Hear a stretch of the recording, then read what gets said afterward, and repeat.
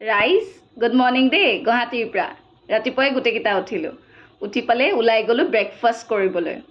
বিচাৰি ফুৰিছোঁ ক'ৰবাত পুৰি চব্জি পাওঁ নেকি অকণমান দূৰ গৈ পাই দেখিছোঁ ঘুমটি এটাত আংকল এজনে পুৰি চব্জি বনাই আছিলে তাতে খালোঁ বিৰাট টেষ্টি বনাইছে দেই ৰুম আহিয়ে ফ্ৰেছ হৈ আমাৰ চেক আউট কৰাই সময় হৈ গ'ল যিহেতু ফেঞ্চি বজাৰতে আছিলোঁ আমিনো বজাৰ নকৰিম নে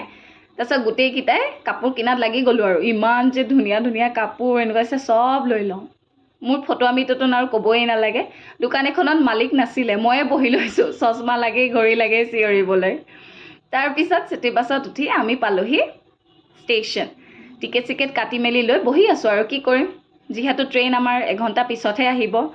আৰু ইমান গৰম লাগিছে পাই গোটেইকেইটাই তাৰপিছত আকৌ আইচক্ৰীম খালোঁ